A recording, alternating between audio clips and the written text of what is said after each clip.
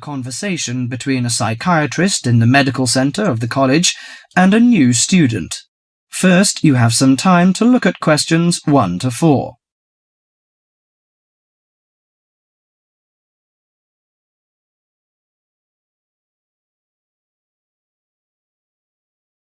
Now listen carefully to the conversation and answer questions 1 to 4. Hello, sit down, please. Thank you. Now, you are a new patient, aren't you? Yes, that's right. Okay, so I'd better get some basic details down first. Right, we'll start with your name. Martin Hansen. Do you spell that S-O-N or S-E-N? Hansen. Okay, and you're a first-year student? Yes, I am. Study in? Electronics, actually. I hope you enjoy it. Thanks. And your address? 2805 Hesperian Avenue, Hayward. 2805 and Hesperian. Yes, that's Hesperian. Hayward, Hayward. And your phone number? 734-246-55. 734-264-55. No, you got the 6 and the 4 the wrong way round. It's 246-55. Huh? Sorry, right. And, when were you born? The 15th of June, 1986. Here in New Zealand? No, I was born in Sydney.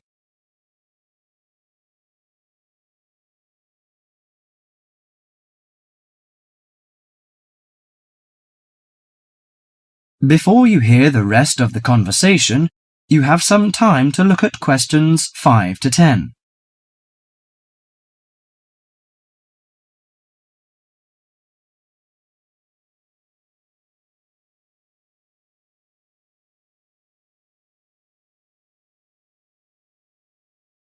Now listen to the conversation and answer questions 5 to 10. Good. So, what's your problem? Well, frankly, I wonder whether it is a problem. I get the blues, and it lasts for quite a while. I don't know how to... Yes, we all feel sad or get the blues now and again. Generally, our sadness lessens in time, and with the support of friends. However, if the depression leads to difficulty in thinking and greatly disrupts your daily routine, it can be evidence of a psychiatric problem. What do you feel exactly? I always feel sad and worthless. I find it hard to fall asleep and wake up early in the morning. How long has it lasted? Nearly half a month. Do you feel fatigue or loss of energy? Or you may have lost interest or pleasure in usual activities? Yes, sometimes. At first I thought I could overcome it by myself, but I failed. I'm so glad that you came here. It seems that you are suffering mild depression from your symptoms. Depression? Yes, I feel depressed sometimes. But why would I... Depression may occur as a result of biochemical changes in the body. Alcohol, amphetamines, cocaine, and LSD can bring on depression. Those who have a family history of depression usually have a greater risk of depression. Sometimes the worrying changes in life can lead to depression. I see. I had a really bad breakup of a love relationship. It makes me feel hopeless. Do you think I need some treatment? Yes. Antidepressant medications are often used to treat depression, if it is serious. But I don't suggest them at first because of the side effects. I suggest psychotherapy, which can give you support and help you regain control.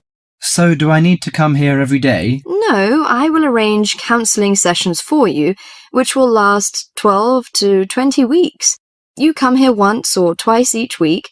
The psychotherapy is directed at helping you gain insight and understanding about events in your life, which may have contributed to your depression. With growing insight, you can often learn more effective ways of coping with your feelings and changing your behaviour. What can I do to take care of myself? Well, at first you should do some physical exercises on a regular basis, at least 3 times a week. How is your food? Do you eat well? Yes, I think so. I eat at my homestay family. Good. Find a hobby or a positive recreational activity to participate in once or twice a week. I know it's difficult for you, though. When you feel it's hard to overcome the depression, come to the counselling session. Remember, ask for help if the load is too heavy to handle. Yes, I'll try. So, when will my counselling session begin? I'm going to arrange that for you.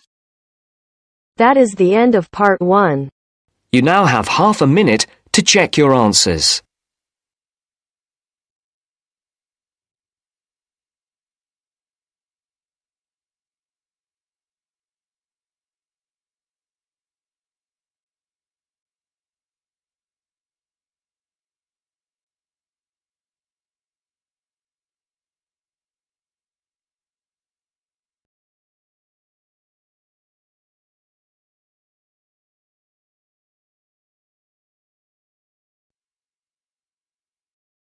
Now turns to part 2. Part 2. You will hear a lecture on bird migration. First, you have some time to look at questions 11 to 17.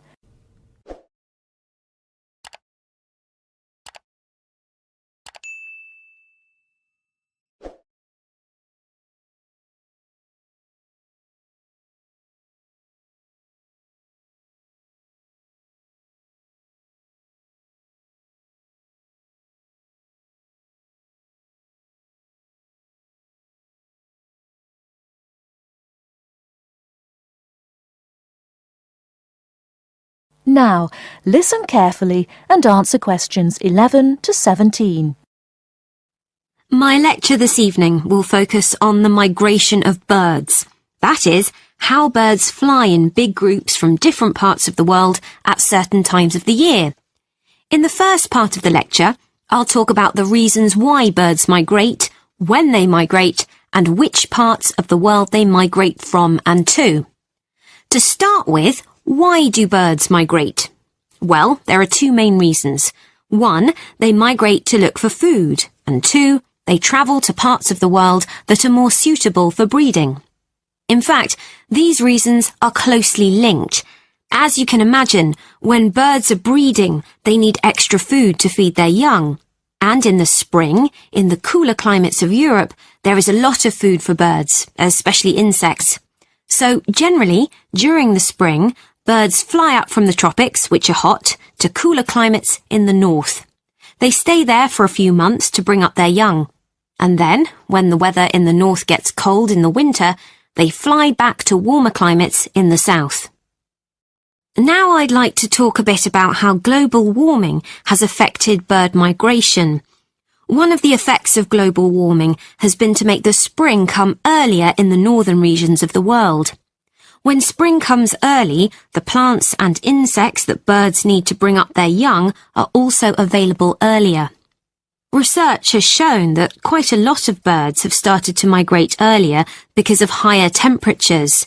But unfortunately for some species, this hasn't been early enough. What I'm saying is that birds that are travelling a long way for breeding may arrive too late to find enough food to feed their young, and their population drops drastically. Scientists are currently researching more about this. Before you hear the rest of the talk, you have some time to look at questions 18 to 20.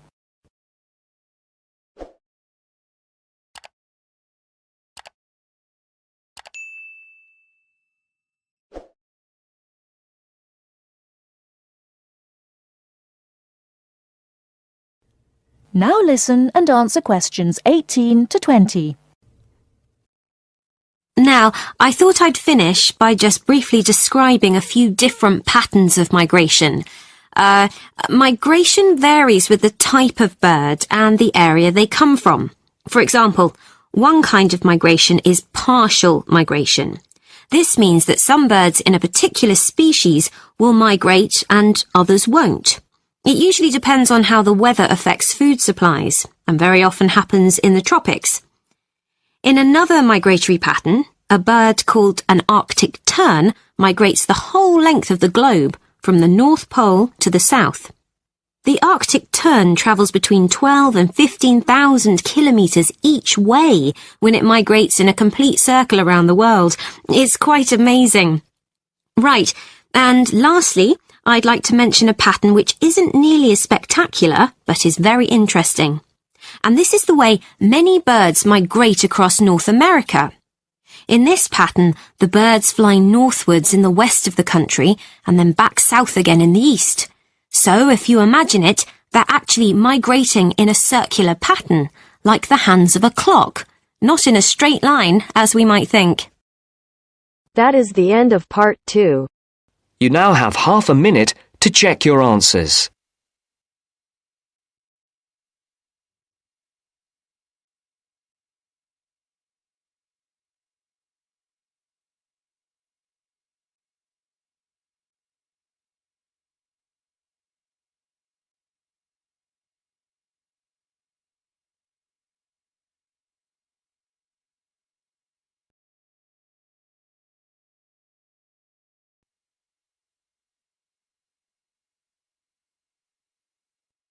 Now turns to part 3. Part 3. You will hear 2 engineering students, a woman in her 6th year called Linda and a man in his 5th year called Matthew, discussing the benefits of student work placements. Before you listen, you have some time to look at questions 21 to 26.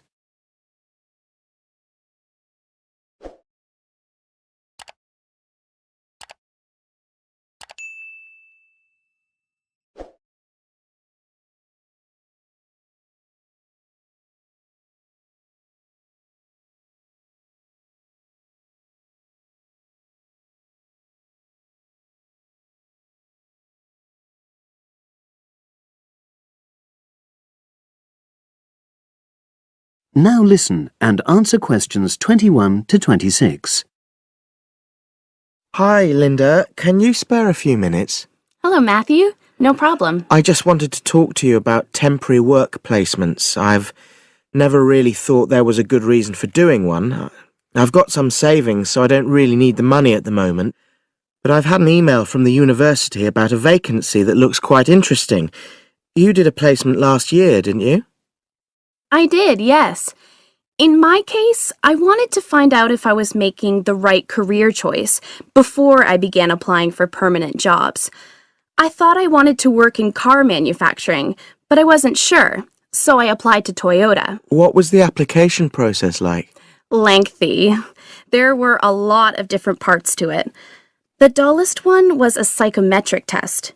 You know, when you have to answer loads of questions about yourself. And you're trying to guess what's the best thing to say. Yes. Then there was an activity that we did in groups, which I found really fascinating.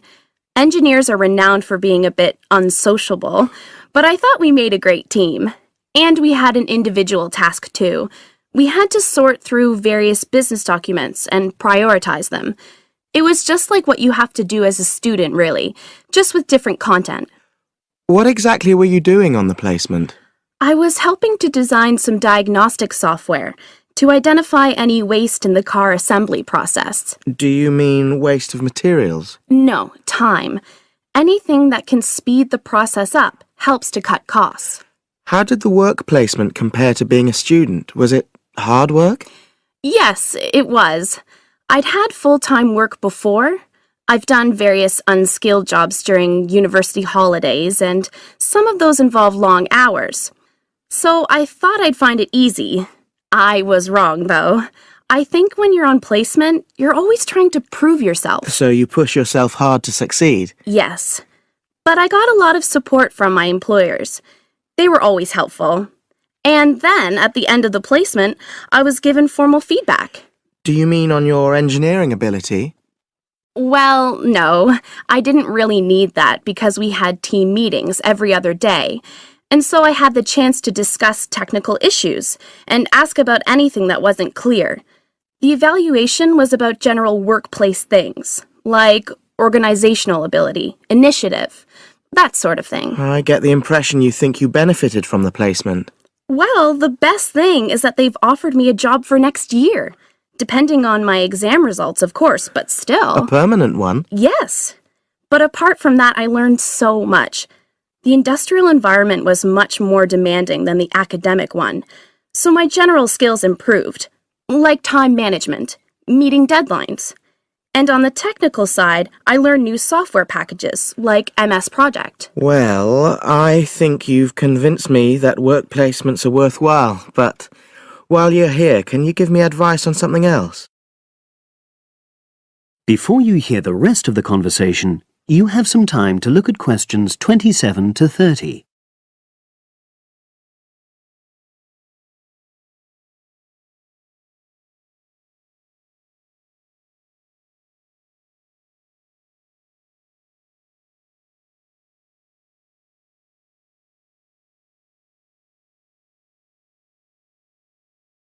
Now listen and answer questions 27 to 30. I'm about to make a start on the engineering materials module, and I've got a book list here. Can you have a quick look and tell me what you would recommend? That's if you can remember. Let's see. I do remember some of them. Yes, this one, The Science of Materials. I found the subject quite hard generally, but this book is very accessible, so it suited me. It doesn't cover everything, though. What about this one then, Materials Engineering? Oh, yes, I do remember that. But it's a bit out of date now, isn't it? Unless it's a new edition. I don't think so. But what I liked about it were the pictures. They really helped to understand the descriptions. It's useful just from that point of view. Let's see, what else? Oh, yes, that one there, Engineering Basics. I think out of all these, that's got the widest coverage. But I've looked at the contents page and it hardly mentions nanotechnology. Yes, you're right. The evolution of materials does, though. It's a recent publication, so it covers all the latest developments. It's a bit thin on the 1960s, though, and that decade was quite important. Well, it sounds as if they all complement each other in some ways. I don't suppose you can lend me...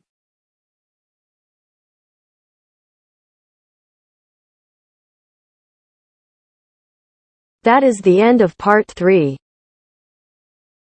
You now have half a minute to check your answers.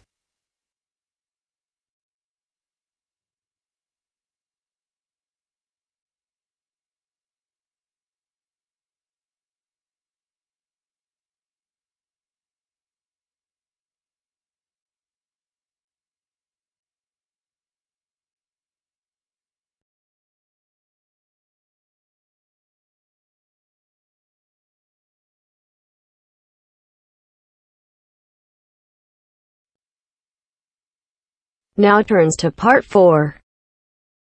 Part 4.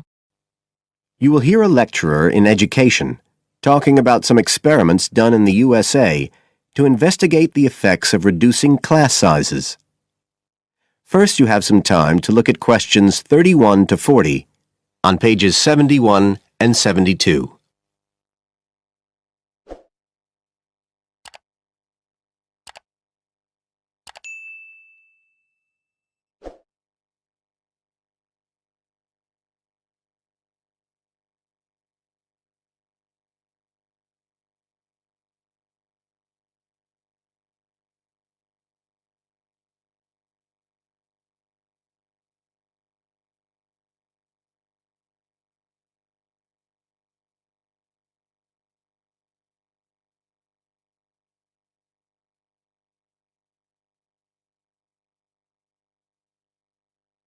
Now listen carefully and answer questions 31 to 40.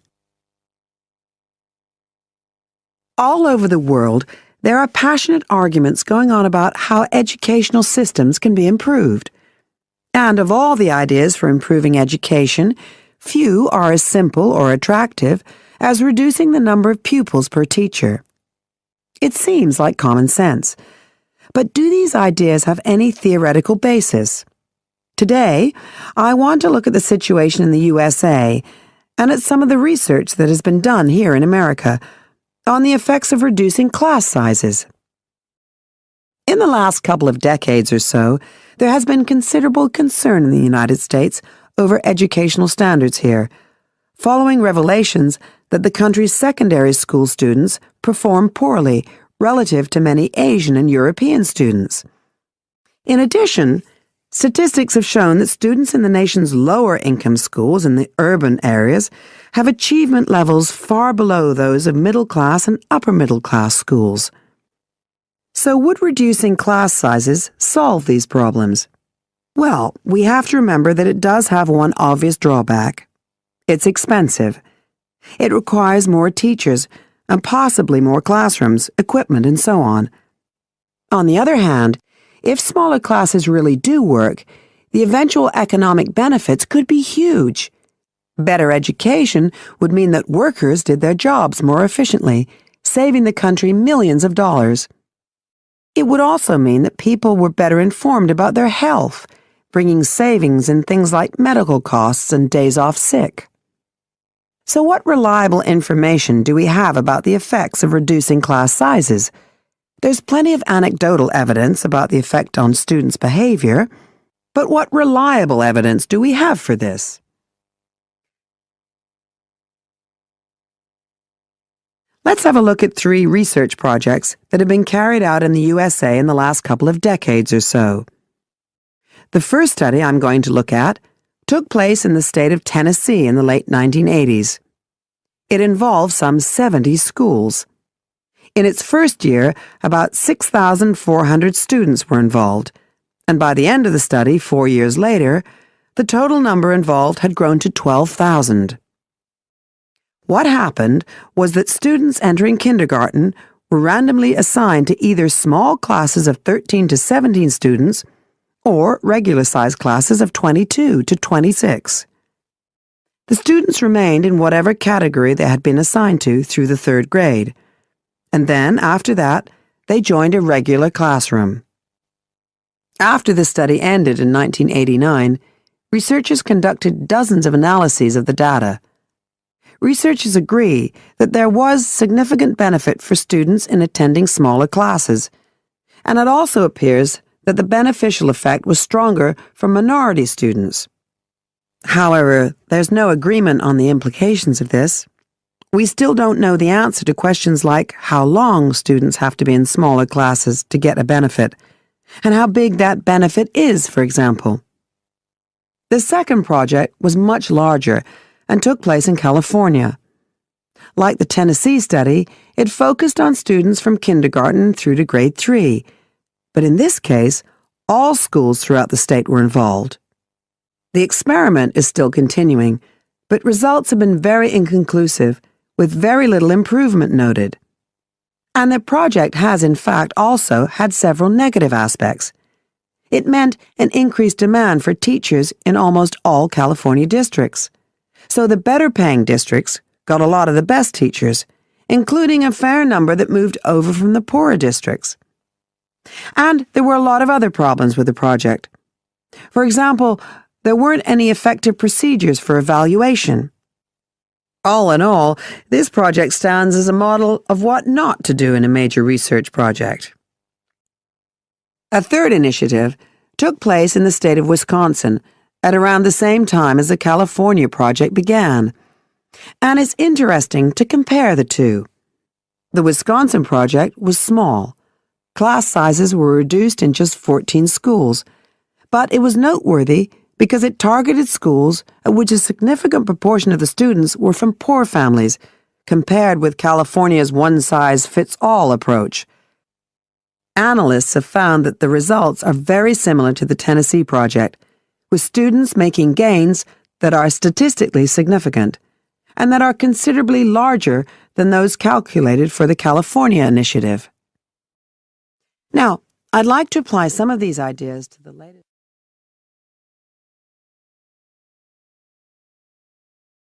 That is the end of part 4.